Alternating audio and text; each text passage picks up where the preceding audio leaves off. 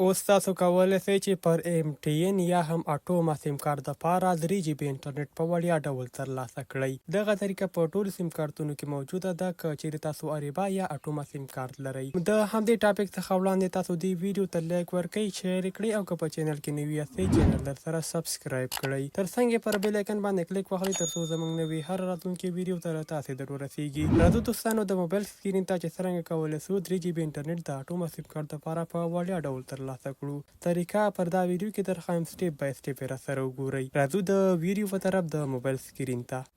ښه نو ګرانو دوستانو تر ټولو د مخه پلی سټور یا هم اپ سټور ته راسئ. په سرچ یا لټون کې ولیکئ اټوما پی کاسټومر. د لیکلو وروسته همدا اپلیکیشن خپل موبایل ته ډاونلوډ یا انسټال کړئ. ما آلریډي ډاونلوډ کړی، زه به پر اوپن باندې کلیک واخلم. په لومړنۍ خانه کې تاسو خپل د موبایل شماره ولیکئ، د MTN یا اټوما شماره ولیکئ. له هغې نه وروسته په دې لاندې ځای کې ټیک مار اپشن به دا کلیک کئ او بیا په اګري باندې کلیک واخلئ. د یاد اپشن د کلیک کولو وروسته په نیکسټ اپشن باندې کلیک اخلو.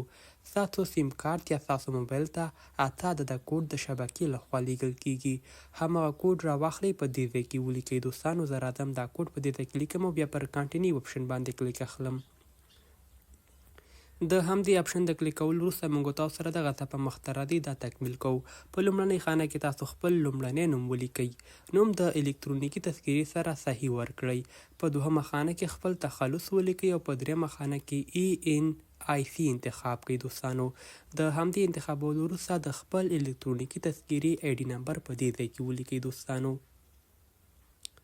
لکه څرنګه چې زه ID نمبر لیکم پر همدغه ترتیب سره تاسو هم ولیکئ. له دې نه وروسته ډیټ اف برث ده، دا به هم په همدې ترتیب سره ولیکئ او بیا د لیکلو وروسته پر اوکې اپشن باندې کلیک واخلئ. ستاسو دا پروسه به تر دې ځایه تکمیل سي.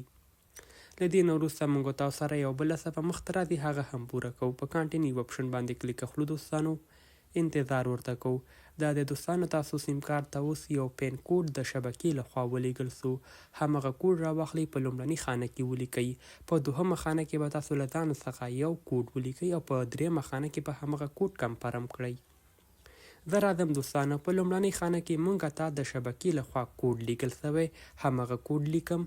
په دوهمه خانه کې مونږ تاسو ته وایي چې نوی کوډ ولیکئ. اته عدده کوډ به تاسو ولیکئ. حساب ورکړئ له 1 څخه 8 پورې.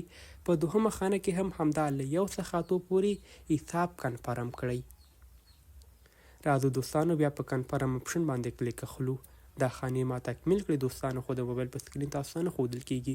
تاسو لیدلی سئ دوستانو زما اپلیکیشن یا زما نمبر په دې اپلیکیشن کې کنفرم سو. په دغه طریقې سره تاسو کولی سئ پر اټوما پی اپلیکیشن کې خپل ځان دپاره اکاونټ جوړ کړئ او 3 GB انټرنیټ په وړیا ډول ترلاسه کړئ. 10 دقیقې یا 15 دقیقې وروسته تاسو ته میسج کیږي چې تاسو 3 GB انټرنیټ په وړیا ډول ترلاسه کولی سئ چې ژبه پښتو ته واړوئ. همدارنګه دوستانو که چیرې تاسو دغه اپلیکیشن د لارې کومه انټرنیټي بکسه فعاله کړئ نو 1 GB بیا په 2 GB بدلیږي. که چیرې 10 GB فعاله کړئ هغه بیا په 20 GB بدلیږي. ګرانو دوستانو زموږ دا ویډیو تر همدې ځایه وه. که چیرې تاسو سره کومه پوښتنه غوښتنه وي پر کمنټ کې را سره شریکه کړئ. انشاءالله ځواب به حتمي ترلاسه کړئ. میلاویږو به پر بل راتلونکي ویډیو کې. تر بیا ښه وخت ښې چارې الله مو مل شه.